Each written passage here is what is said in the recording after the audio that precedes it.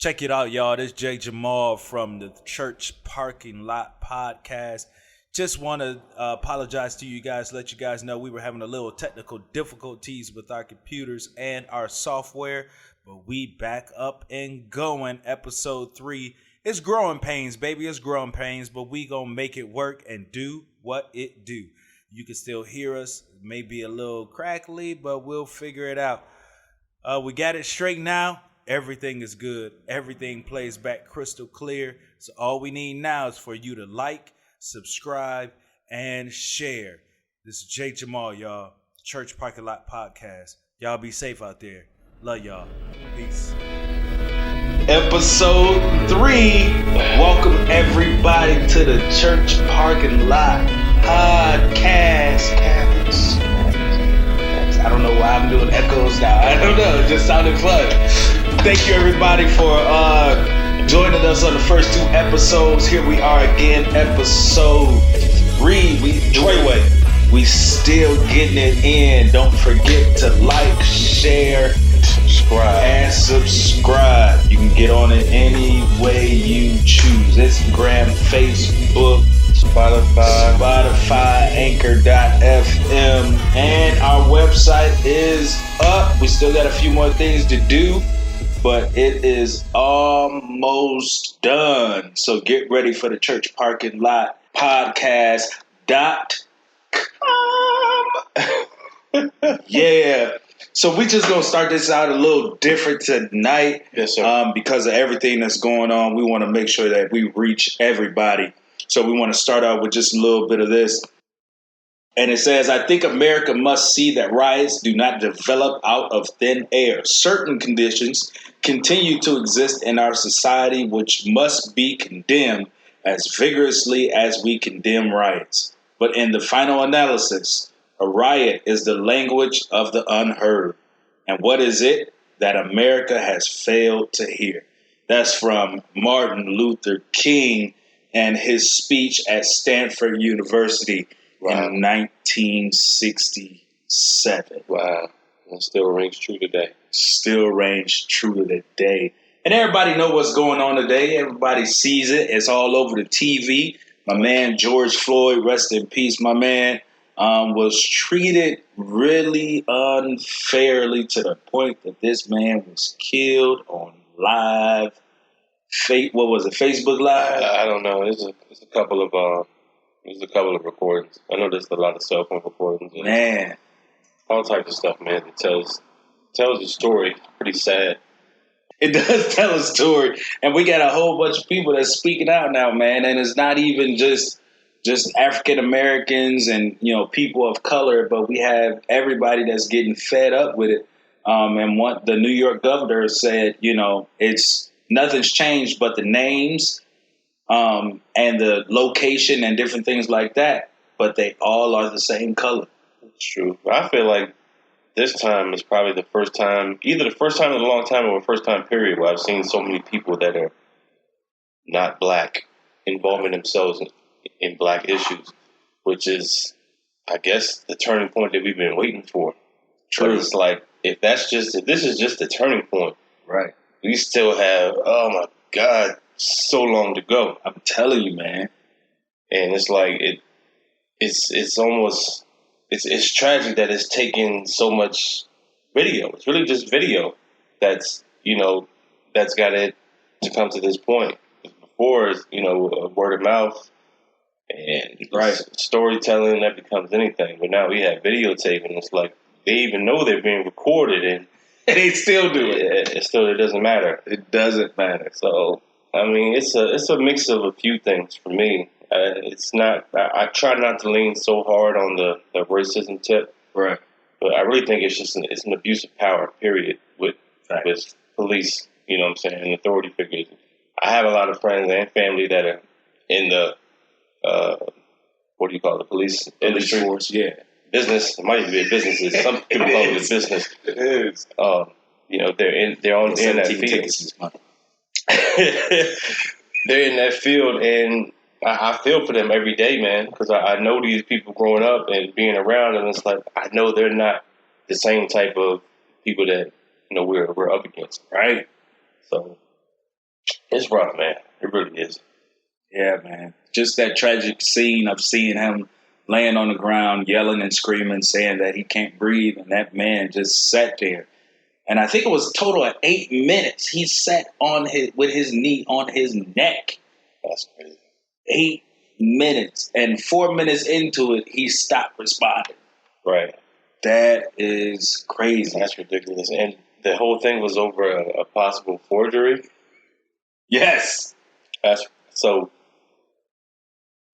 they didn't believe. I didn't read the whole story. They did not believe his signature was his, or was he cashing a check? He was passing fake bills. Oh, okay. Fake bills. Yeah. Wow. I see, man.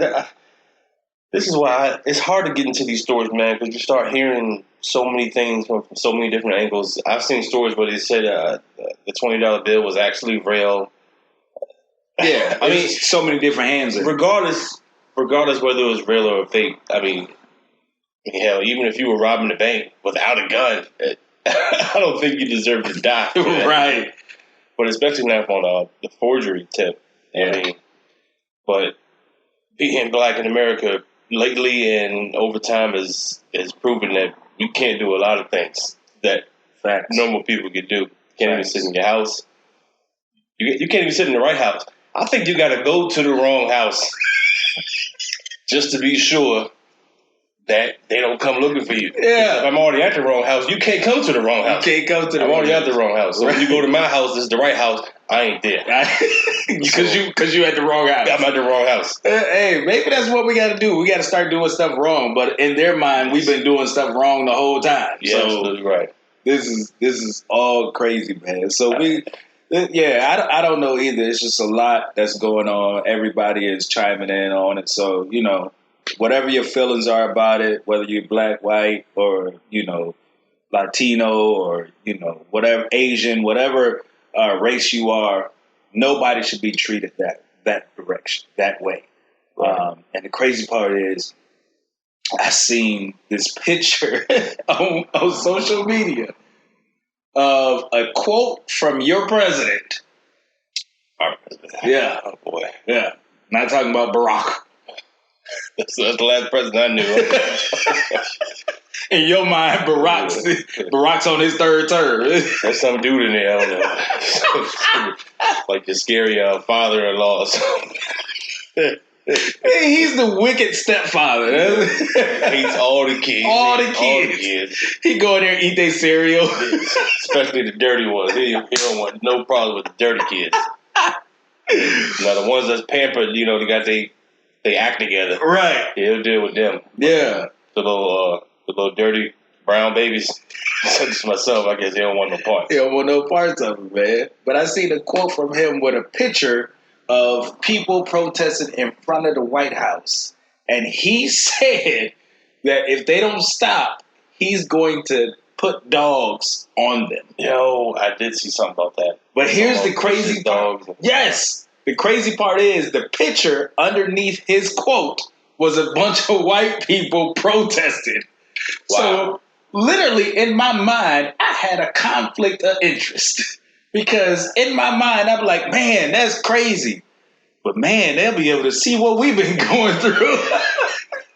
I was like, shoot, hey, Trump, get the water hose while you at it, man. Go to the fire department. Spray them jokers with it. Golly. That's cool and all, but I'm not sure that'd be fair. Only because while we were in the civil rights era and we were having, hoses and dogs turned against us, I think our white counterparts took it as a visual, and they saw a way to create a sport.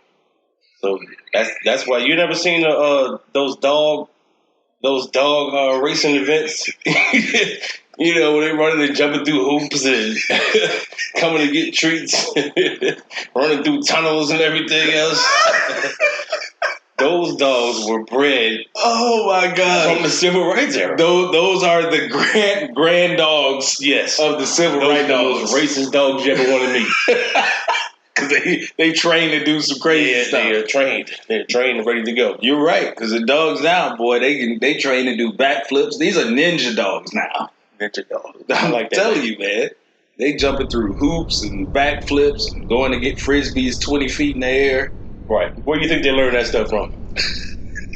when Trying to get us. Yeah, when Tyrone was running out of the restaurant because he couldn't sit at the bar because that was for whites only. The dog had to jump over the car. The K9 was in intense training at the time. And, you know, they say we all athletes. Mm-hmm. Where do you think they got it from? That's facts, man. Crazy. They got it from chasing us. He said something about, there's another quote that came out this morning. Well, he tweeted it, man. He said, when the looting starts, that's when the shooting starts. Yes. Bars. It's like, what? You know where that came from, right? That threw me off. No, what is that? Oh my gosh, that is a quote from I can't think of his name. It sounds like your boy from the NRA, from my cold dead hands. I can't think of who said it. The same dude from the original Planet of the Apes. Oh, hold on. I think I know you. President of the NRA. This is crazy because the quote I read was from 1967, and the same guy who said it, Miami police chief's notorious 1967 warning, which said, when the looting starts, the shooting starts. Which basically, in a sense, seems like to me code for if they do it, get them out of here. Right. That's crazy. So you quote a man, a racist man from 1967, saying when the looting starts, the shooting starts. Really? I mean, you say quoting the racist man like he's supposed to quote somebody else. I mean, I be quoting rappers. That's what I listen to. That's true. He's quoting racist men because that's what he's about. That's what he listens to. That is exactly what he listens to. The one credit I do give Donald Trump, the absolute one credit I give him is he does not hide who he is. Doesn't make him smart about it. No. It doesn't. But what I'm saying is, you know, he came out with this whole BS campaign running on fear and hatred and bigotry, right? And it worked for him, right? How many times have we seen politicians come up with a platform, they get in office, and they hit it 360? Trump came out with the hatred and bigotry, and off top, and then he came into office and was like, "What? What? Y'all thought something changed? No. When the looting starts, the shooting starts." He didn't fake anything. He didn't fake anything about it, man. He probably said that as soon as he walked in, when he moved in. He probably walked in the White House, when the looting starts, the shooting gonna start. Oh my gosh, man. Oh my gosh. That's crazy. That's crazy. That is insane. Like, the whole situation is unfortunate, and just to have all this going on, the protests, Black Lives Matter, police at, I don't know, man, every intersection, all in the middle of the coronavirus epidemic is amazing to me. Yes. It's really, like, if you didn't think it was a movie before, like, welcome to the, what do you call it, the prequel? Yeah, the sequel, whatever you want to call it, both of them. We got all of them. We got a whole trilogy right now. I can't wait to see what happens next month. Volcano that's gonna pop out in the middle of downtown Washington D.C. Whoever is documenting all of this should get an Oscar right now. Oh yeah. Whoever is taking down, video recording all the different things that are happening and takes the time to put this together in a very well put movie or documentary, whatever you want to, put it on. Kudos to you, because I'm going to purchase it. Oh yeah. I need to see that. The same way the person who did the documentary on 9/11, we had a couple of those. Yeah. So we're gonna have a couple of these of this, just the year 2020. That's actually what I would like to see. I haven't seen anything from a while from Michael Moore, one of my favorite film artists, editor, producer, writer, everything. He did He did the 9/11 one. Mm-hmm. He did the one on the healthcare system. He did the one on guns in the school. That was the first one I saw, Bowling for Columbine. Man, 2020 or just the Trump administration period. Oh, that would be epic. I'm pretty sure that's coming, so I'm looking forward to that. Looking forward to it as well. And you know what's funny is that he usually goes quiet when he's developing something. Yeah, that's very true. So, he wasn't involved in Transformers or something, or like a mainstream movie. He was involved in some mainstream movie, and then all of a sudden he went ghost. He went AWOL. And then the 9/11 joke. I just know every time I see him, his pants are way too high, and he's got on like a toddler's baseball cap, and then like a random automotive parts T-shirt on. He's like the richest, dressed like a poor dude I've ever seen in my entire life. And I am glad you said that, because that's how they keep their money. I was going to allude to that. That is how they keep their money. You're right. These fools still be shopping at Walmart, buying shoes at Payless. Walmart. He looks like a grocery cart pusher on the highway. Like he's just walking collecting around. cans. Yeah, collecting cans, walking around with his GoPro, just seeing what's happening. What can I catch? What can I document today? And the GoPro is cracked because he found it somewhere. But then he'll turn around and, with his $15 budget, about what, a $15 million documentary. Yes. So I got to give it to him. I would love to see somebody. I'm gonna say this, and it's in a joking way, kind of. I would love to see, as much as Trump talks, him actually fight somebody. What was that? Something happened last year, man. He said, the shooting at what was the school? The school where the security guard, he didn't intervene. He ended up getting fired or something later. Oh, yeah. That shooting. Yeah. And Trump said something to the effect of, he wished he was there. He wished he was there because he would have went in, guns blazing. Right. I'm quoting him wrong, but I'm quoting him right, if you know what I mean. Yes. He said he wished he was there. He would have, he would have been in there. Like, really? You expect me to believe that?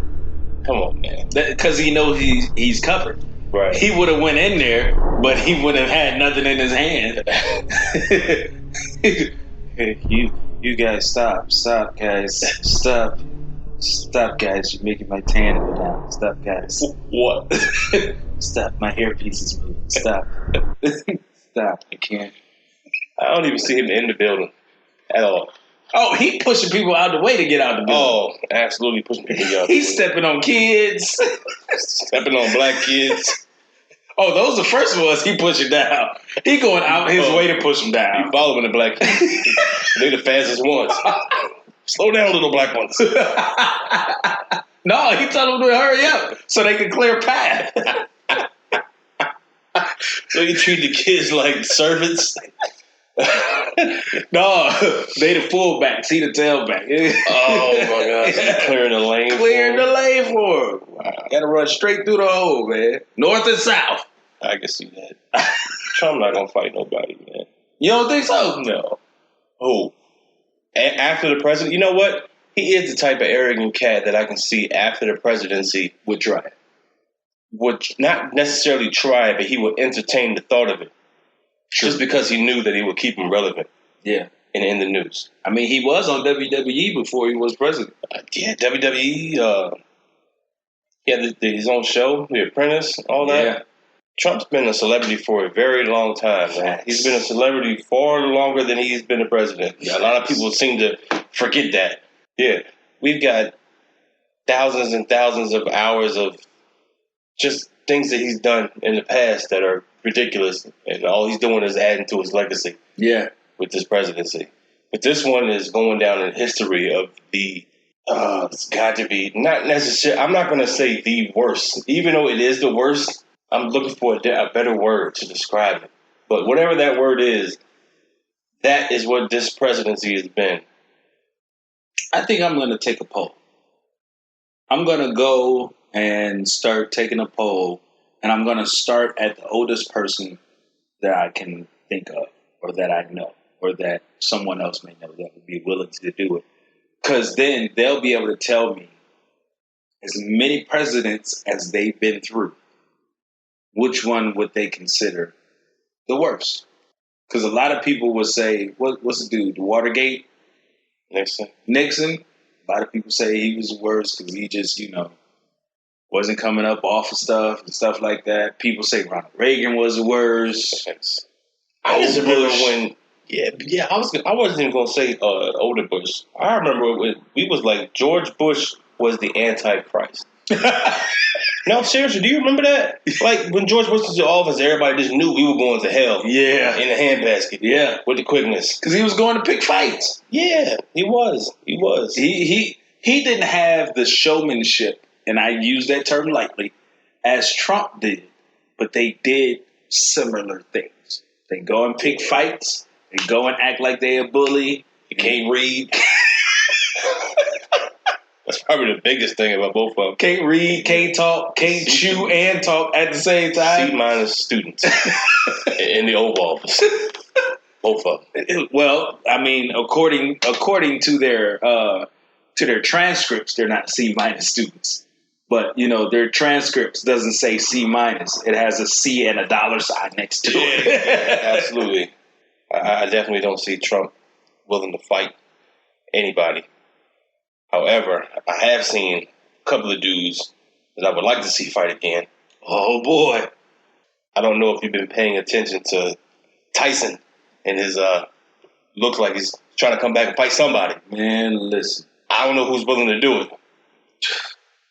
If I was a retired heavyweight boxer who retired, let's say I retired like Floyd Mayweather in the actual heavyweight class, I still would not fight Mike Tyson. Have you seen the clips? I've only seen one. I've seen two. Oh yeah, he had the one where he was in the looked like he was in a hibachi restaurant. Yeah, talking to the manager. He was showing somebody else how to hit. Yeah, but his hands, you could tell he was still out of shape. Still had the belly and stuff. Right, that was his shirt looked too small, like he shot the Baby Gap or something.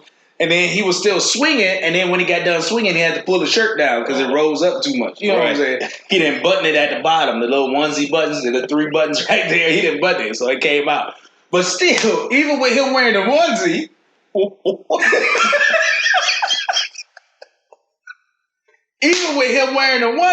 I'm still not fighting him. Wait a minute. What, man? So you telling me if Tyson came at you with a onesie, you wouldn't give it a shot? No, he's still Tyson. He can have a full-fledged diaper on. I don't care. I'm not fighting that dude. What if he had a pacifier with a bonnet on and a beard and a bottle of milk in his left hand? He can only hit you with the right. I might take that fight. Because I think he's left-handed. His power punch is from his left hand. I might take that. No, I wouldn't. Because even though he got the bottle in his hand, he's still going to try and use it. What I want to know, because I've been seeing, it looks like Evander's talking about taking him on. Who? Evander. Yeah, I seen that. Did you see his clips? Is it Evander? No, it ain't Evander. That is his name. Is that the one that's trying to come back to fight him? Yeah. You seen the clips? He's the one that dreads, right? No, that's Lennox Lewis. Evander Holyfield is the one that got half his ear missing because Mike Tyson bit it off. That's right. The one that can't hear too much. Twice. Okay. So hold on. He got hearing problems and a wrestler's ear. You got that cauliflower ear because it's ear to the hill, right? So you got vegetables for ears. You got broccoli on one side and cauliflower on the other. The last notable fight you had, you got your ear bitten off. And now you mean to tell me you're willing to do it all again with the same man? They friends now, though. And he smoked weed now. Hellified. Got his own farm. He does. You know what? Maybe he's relaxed now. Maybe I'll take on Tyson right now. No, you wouldn't. Yeah, I would. Did you see the video? I bet he won't hide. Well, here's the problem. Think about this. If that was Tyson while he was high, Got a point. He cannot smoke because he's gonna have to take a drug test to get his license back, his boxing license.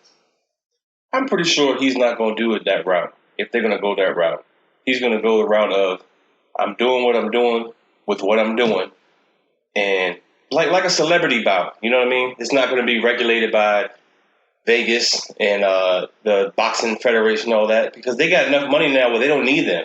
They don't need them for advertising. They don't need them for promo. I see that. Tyson, they can just go live on Instagram. You know what I'm saying? At somebody's gym in the backyard. Yes. And get, 2 million views, throw a couple of advertisers on there and call it a day. But think about this, though. If Tyson, think about this. George Foreman came back, in his 50s? And won the heavyweight belt? He brought the grills with him, though. Still, he knocked somebody out in his 50s. Yeah, you see how slim he had gotten from those grills? I see that. All the fat rolling off those burgers. Listen to what I'm saying. Shameless plug for the George Foreman grill. Go get you one. If you never had one, it's an amazing thing. I have one of the original ones. The ones that you can only put 4 hot dogs on. Real small. See, that was my gripe about it, because you could put you could only make a junior bacon cheeseburger on one of them. That's it. One little burger. There's one burger. You can't double it. You had to make your patties the size of sausages from breakfast. You got George Foreman, who hits hard but moves slow. You got Mike Tyson, who hits hard and moves incredibly fast. Yes. With power behind him. Now, and even if Mike Tyson does it outside of, any sanctioned arena or whatever, let's say, for instance, he does that, and he wins. You don't think that there's gonna be 1 million promoters trying to put a fight together in an actual sanctioned bout? Oh yeah, absolutely. And if Mike Tyson wins high, that strain is going to go through the roof in sales. First off, facts. I'm on that. What you want? I'm on that Mike Tyson. He got his own strain. It'll knock your lights out, or somebody else's.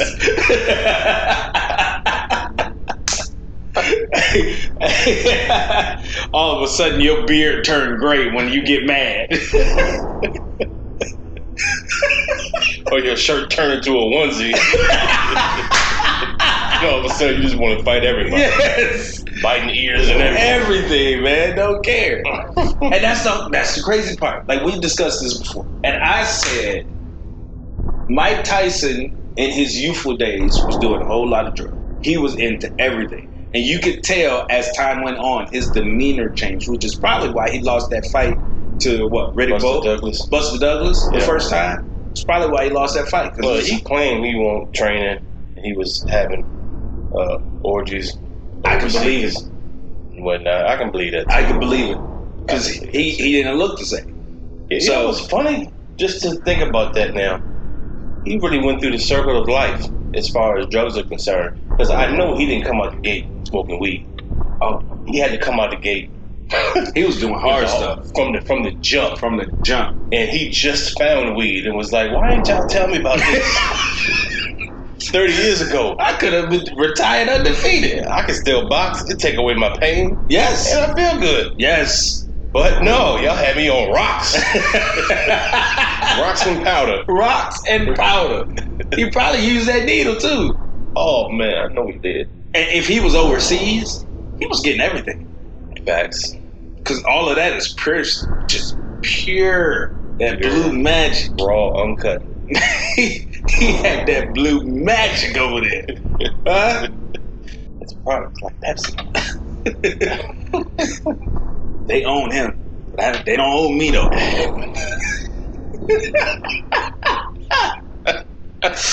Oh man. So I think whoever decides, if Evander Holyfield, well, let's talk about Evander. We've been talking about Tyson. Yeah. Let's talk about Evander. Evander's around, Evander's older than him. He look older than him. Judging by that clip, he look a lot older than Tyson. Yo, that clip makes Evander Holyfield looks like an actual amateur.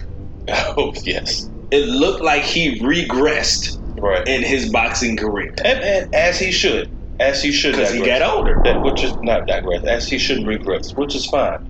Yeah. But how do you regress, not notice that you've regressed, and then witness another man who has evolved?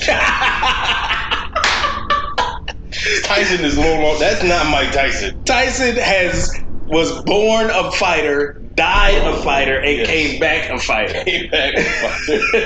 Evander has just born, fought, and just fell off. Right. And now he's trying to climb back up. He's climbing up the wrong mountain. He's climbing up cannabinoid Mike Tyson mountain. And he don't want no problems.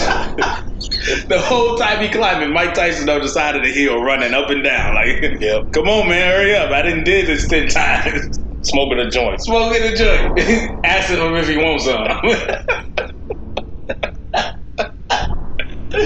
Oh, my God. No, man, I'm actually proud of Tyson, though, man, because just growing up as a kid, watching him and seeing all the antics, all the interviews, all the craziness about him, he's really calmed down. He really has. He really has.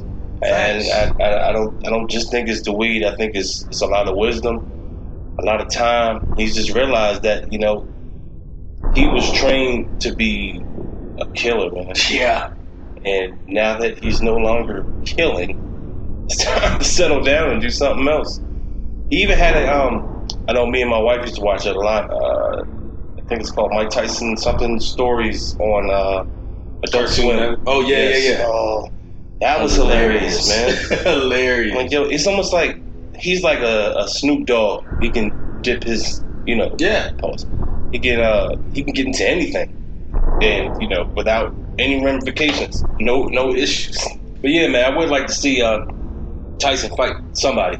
I don't know about Evander though. Here's one thing about Evander. If y'all have not seen it, just go to Google and search Evander Holyfield fight Mike Tyson or whatever. Or don't. Or no. Stand in the mirror right now. Put 2 fists up. All right. Punch at the mirror, and every time you punch, say "hoo, hoo," and between the punches, count like 3 seconds. That is a perfect reenactment of the video. You have just watched the video without watching the video. Oh my God.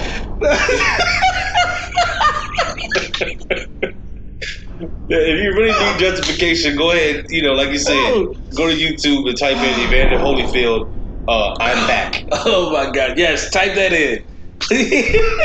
Please type that in because it looks nothing like. Type that in first, and then go to Evander Holyfield training years ago or whatever. Just type in Evander Holyfield. Just scroll down YouTube when you type in Evander Holyfield's name, and you will see how different he looks. Yes, just by looks alone.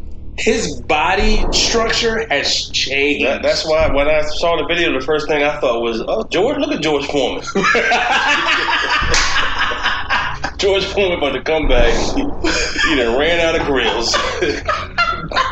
COVID had messed him up. He had to come back. Yeah, everybody bought all the grills because it's COVID. We got to cook now. Everybody need George Foreman grills. George Foreman said, "I'm gonna come back and fight Tyson." Y'all ain't gonna mess up my paper. I know a quick payday when I see one. Mike, holla at me. Oh my God. But then I figured out that was actually Evander. Yes. And my favorite part of the video. Now, one of the videos, don't do the long one. There's one that is about 8 minutes long. It is not worth your time. 8 minutes. It's either 6 or 8. Ooh.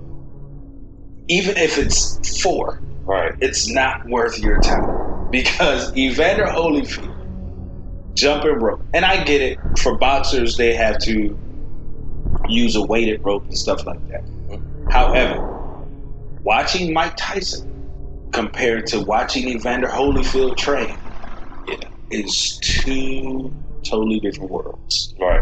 Because Evander Holyfield is skipping rope like my daughter used to as a kid outside the house singing 1, 2. Right. You know what I'm saying? He's skipping, doing jump rope when you supposed to be going, the rope's supposed to sound tap, tap, tap, tap. Right, His rope right. going tap, tap, tap. I don't even think he was jumping rope. I think they just sped the video up to make it look like that's what you said. That's what I thought. They sped the video up. That's what you said. Because if you put it side by side with Tyson skipping a rope, he crip walking, singing, I go, me and you will never part.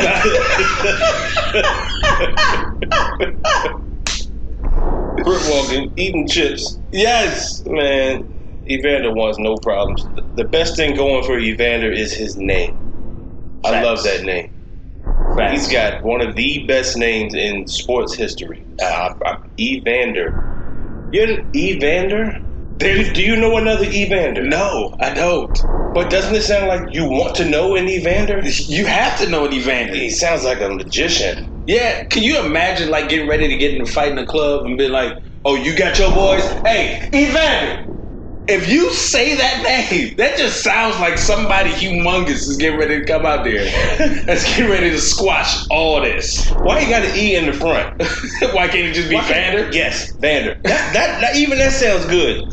Vander Holyfield. It does. But why got to be an E? Cause, man, it's got to be an E there. He probably got a brother, O. Oh, Vander.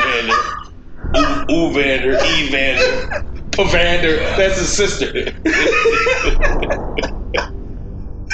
Like, your parents, were they well versed in gibberish when they decided to name you? Hey, I bet you everybody in this family has an E in their name that starts their name. But then there's the baby who has a name like John. E.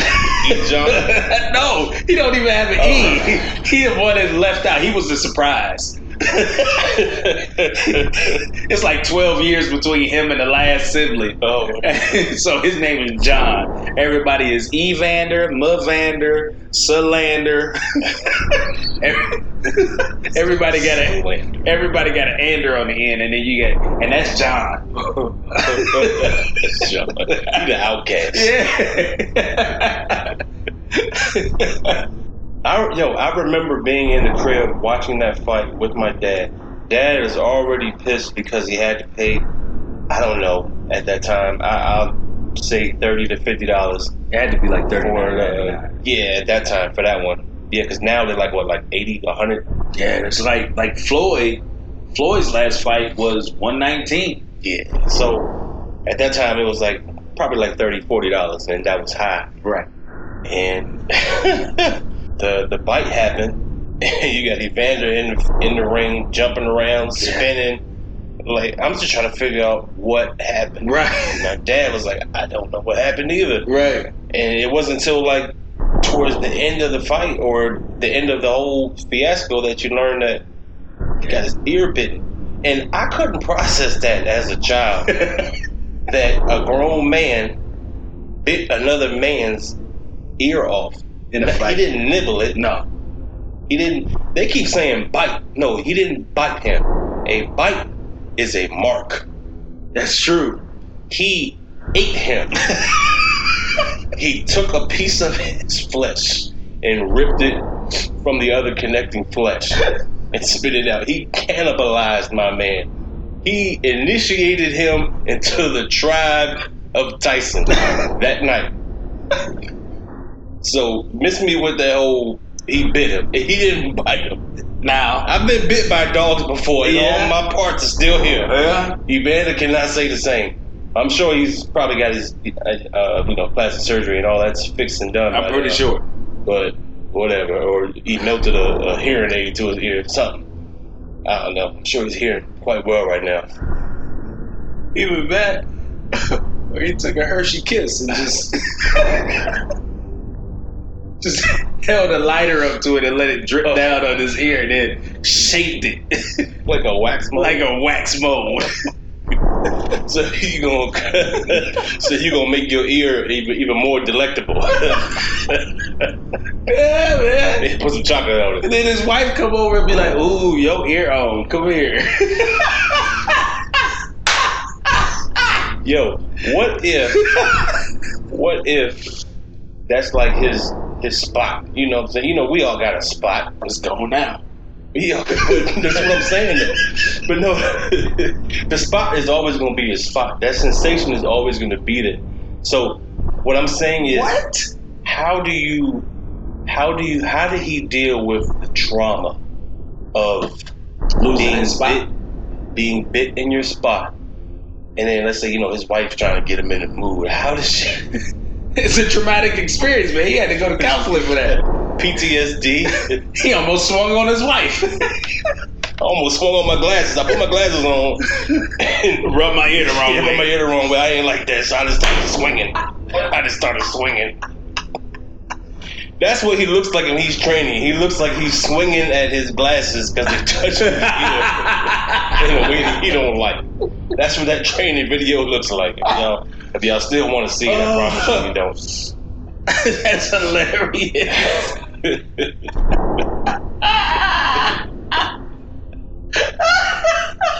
What's wrong with the shoe, man?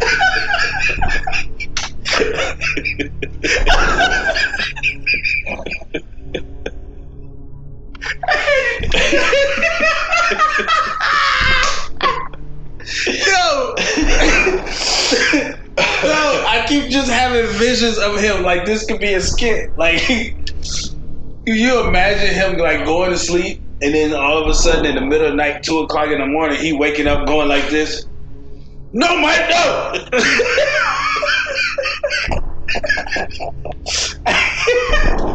That is hilarious. Cause that whole joint about his spot can't be me.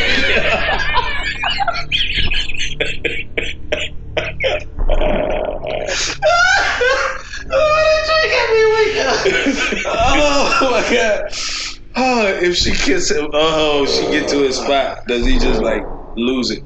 Dude, that's what I would think. Like, if that's my spot, and I'm trying to recover. I'm trying to rid myself of this traumatic event that's happened in my life. A whole grown, 300-pound, muscular man has bitten off my ear. Now I have to come home to my, you know, my Coke bottle shaped, beautiful wife. You know, she wants to nibble on my neck. She knows my spot is my earlobe. And I just can't take it, man. What do you do? Do you like? You gotta hold it together, man. I wonder if he ever bit his wife like a dog.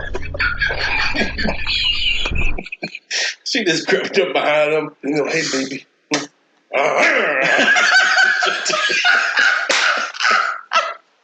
Don't touch my. That's his no-no spot. You know, he's got that no-no spot. That's my no-no spot. It's my no-no spot. Don't touch my earlobe. Oh my gosh. I don't even like collared shirts because the fabric is raised off my collarbone. It might touch my ear. Don't give me no damn collared shirt. You better give me a V-neck or something. I need a V-neck that's been worn already. Give me white beaters. Tank top. Hey, that's probably how he lost all his money. Buying shirts. He don't even take them off. He just rip them apart. He don't take them off the regular way. He just come over and go, "Rawr!" You know, I can't take this shirt off. If I take this shirt off, it's going to graze my ear. This shirt got to go, brother. He go like Hulk Hogan. Yeah. What you gonna do if my shirt touches my ear on you? And speaking of looking old in competition, Here we go. Oh man, I'll be honest with you. I'm not a huge gospel fan. However, I do know these two artists. Yes, very well. Fred Hammond and Kirk Franklin. For years, I thought it was Kirk. You thought it was K-U-R-T? K-U-R-T. Oh my gosh, that's Kirk Carr. Yeah, Kirk. That's Kirk Carr. That's another gospel artist. So you pretty well versed in the gospel artist world. Kurt Cobain. I know him. He didn't sing gospel, did he? At all. He might be singing gospel now. Yeah. Well, maybe. I'd hope so. I'd like to hope so. Well, yeah, man. The versus battle. What's it called? It is called the Healing Edition. Yeah, taking place Sunday at 5:00. I think I might join that. Here's I think what everybody may be having an issue because now they've added a third person. Hold on. Before we introduce this third person, let me explain to everybody who's listening what a versus battle is or supposed to be or something like it, if you never heard of it. Song bars. It's basically two artists in their field. They're going live on social media, basically going back and forth on, whose hit song or whose best produced song was better than the other. Going back and forth. Bars. It is competitive, but at the same time, it's really just for the people, to see competition between the two of the best, or in this case, I guess three of the best in their personal field. So it's versus because it's 1v1. It's one person versus one person. So this third person we're speaking of is TD Jakes. I'm not exactly sure how he came about in this competition. I don't believe he makes music, does he? You could say that he made music because his name was on the actual CD. So you know how you have groups where it's like Kirk Franklin and God's Property. So TD Jakes did a CD with his church where it was TD Jakes and whatever. Is that what their name was? Yeah, I forget what the choir was actually called. However, he was the person who was he wasn't even the artist on it, but he was one of those people like Kirk. He does sing a little bit, right? And he's in front of the crowd and so doing all of that. TD Jakes is that person who's in the song that you bring on at the end of a song for like a monologue or to read a scripture. Gotcha. Yeah. So he's like that DJ Khaled. Yes, he's that voiceover guy. Okay. Yeah. Sean Puffy Combs. Yes. Take that. Take that. Yeah. All over the records. Okay. That's interesting, man. So I believe that TD Jakes is being brought on to give the invocation at the beginning and the benediction at the end. So gotcha. I think this is actually going to be a church service. That's what I'm thinking it's going to be. It's going to turn into a church service. So you know what? And I'm not saying anything about it because I love Kurt, love Fred, love TD Jakes, and I understand what they're doing for the time. I would just really like to see it continue to be a versus battle. Me too. I would too. But I mean, at least they're calling it the Healing Edition, so it's kind of a version of something else. Yeah, they're making it their own, right? Which is cool. Yeah, that's cool. It makes sense. That is cool. Now, well, who do you got though? Who I got? Who do you got in a I guess track for track? How do you battle gospel music? How do you say my song about my beliefs is better than your song about your beliefs, even though we believe in the same thing? Same thing with putting up two R&B artists. My song was better about making love than your song was better about making love. That's true. My song had more kids made to it than yours did. Right, but you can talk trash about each other's song. How you gonna talk trash about a gospel song? You can definitely do it. To their face? Well, in front of thousands of people? Yeah, you can. When the last time you gotta talk trash, period. When the last time you've been to church and they done handed the mic to the wrong person and they get to singing them notes? Yes. All off key. Yes. And what do people in the crowd say? Amen. That is true. But they really should say, "Hey, man, you need to come on up off that stage. Let me get that mic back." Well, see, and you know what? That is definitely true. However, the amen is only coming from the person that came with the person singing.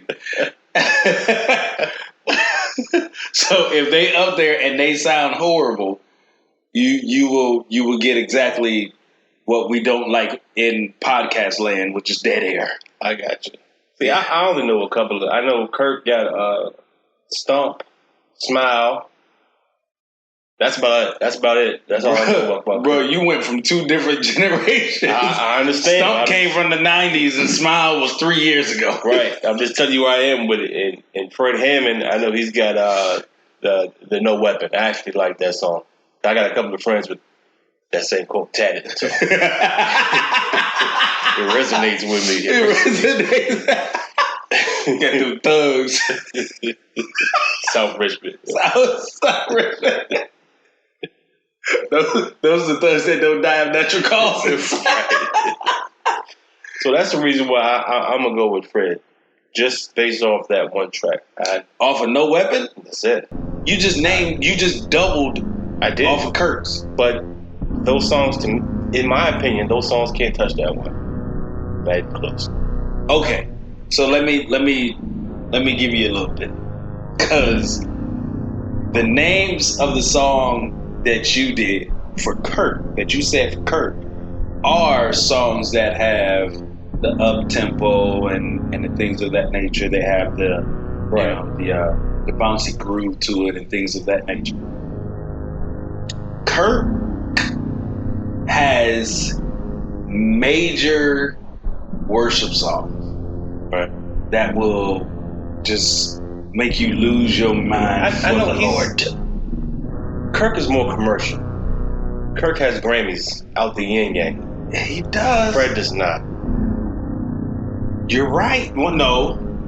Fred has Grammys. Fred, he has a few compared to Kirk's. Kirk's got like damn near 20. But Fred, you can count Fred's Grammys on one finger. I mean, I think I said that right. I think you can count him on one finger. That's not to say that he's a failure or he's lower than Kirk. Kirk is the Jay-Z of gospel, man. He's been at it for longer. I'm sure, well, at least on the mainstream view, he has. Okay, so for a long time growing up, man, I thought Kirk Franklin was the only gospel singer there was. Because that's how they made it. Right. But I think that's also how he hooked a lot of people, too. That's facts. I think that's how he hooked a lot of people. Because a lot of people were tired of the traditional way of songs. However, if you will research for me, sir, Fred Hammond, this is going to sound really weird. Fred Hammond made a double CD that was called Love and Romance. So, is that where Outkast got it from? the Love speaker box. Oh, yeah. No, that's where Fred Hammond got it from. Oh, so that came after that. Yeah, way after that, because he made a song. He made a CD for. Well, this whole project was for married couples. And so the project dealt with a female who was going through a process of not knowing whether her marriage was going to make it. So she was being encouraged and, pushed to try. Didn't work out. She ended up getting, in the whole process, she ended up getting a divorce or whatever. So the project took you from a marriage, brokenhearted, divorce, moving on. And so there was songs in there that actually was love songs. Oh, wow. Right. Like he had R&B hits in there. So this was a secular / gospel album. I guess you could say that. A gospel. Gospecular. Gospecular album. I don't know what you call that, man. But no, I do have a question though. Why do you think that? Because, all right, let's go back to Kirk Franklin on how he does. I do remember the fact that he's one of these artists kind of like Sean Combs, who likes to recreate songs, that have already been here that we're all familiar with. Mm-hmm. Kirk does kind of the same thing. He makes it gospel. Why do you think so many gospel artists, because he's not the only one that does it, Right. they do that, and in reverse, there's plenty of hip hop artists who will bring the gospel element into the hip hop world, even when the song or the project doesn't really necessarily have to do anything with the other. Right. You understand what I'm saying? Like the gospel song has nothing to do with the original, Hustlers anthem or whatever it used to be, and the rap song that has the choir singing in the background or whatever has nothing to do with the original religious intent. Why do you think that is? I haven't really figured that out. It's the roots. I mean, truth be told, most artists, even though they may not say it, were probably brought up in church. Oh yeah, well, that's true. I've heard a lot of them say that though. Yeah, so with them being brought up in church, their musical background is gospel music. Right. So with gospel music, you have, it started out where you didn't have organs and drums and stuff like that. You just started off with a boom, tap, boom, tap.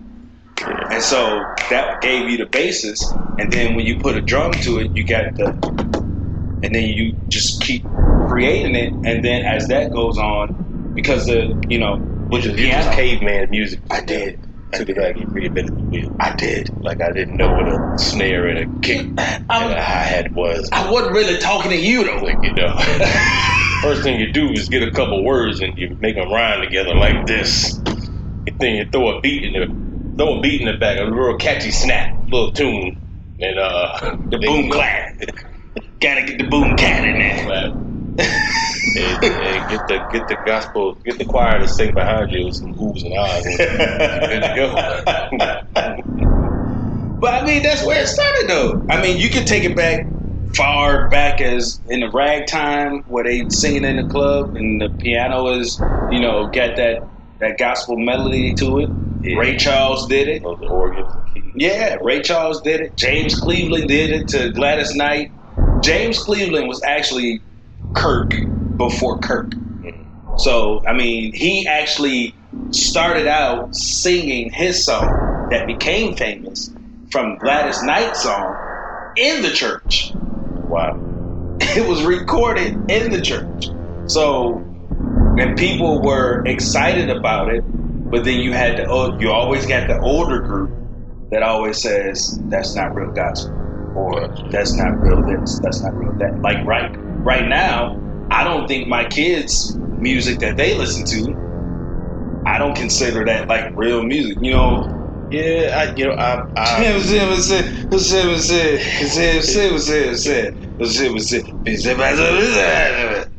up that battle, and I've actually found myself enjoying my children's music as of late. And when I say as of late, I mean for the last several years. My reasoning behind that is I can remember distinctly trying to make my parents understand what the hell was I listening to. That's all they used to say. What the hell are you listening to?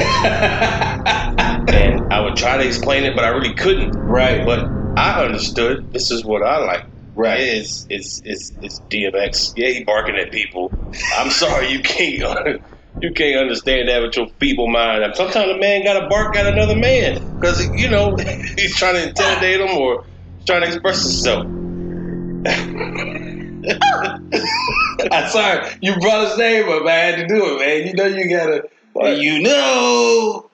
I had to explain to them that. So then, when I asked my son, why is this rapper named after a boat, and his hair is different colors, and he can't explain it? I'm like, you know what?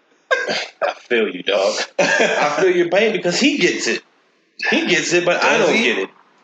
I don't know. Did I get it back in the day when like I said, DMX was accosting people? I think it was your record. I think it was easier for you to get that than it is for him to get this. But it's unfair to say that though. How? Because when I was a teenager and a little less than that, my mind is not My mind now is not where it was then. So I was thinking completely different thoughts.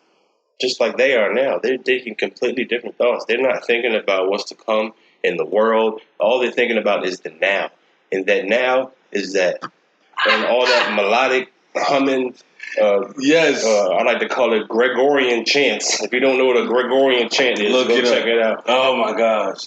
But that's what they do now. So I just accept it for what it is, man. Music is never going to be the same. It's always going to be a evolving thing. Yeah. But I'll be sure to check out that Kirk Franklin and Fred Hammond versus battle. Most definitely. And we'll be back to probably discuss that and more on the next episode of the Church Parking Lot Podcast. And it is... And it ain't what you think. So come and check us out next week or whenever we decide to record again. Oh my gosh, we'll see y'all fools next week, man. Go check us out on Instagram, Church Parking Lot Podcast, Facebook, Church Parking Lot Podcast, Anchor. .fm is /Church Parking Lot /Church Parking Lot. No podcast on the end of that. We're still trying to get up on iTunes. Be patient with us. Like, subscribe, and share. Till the next time.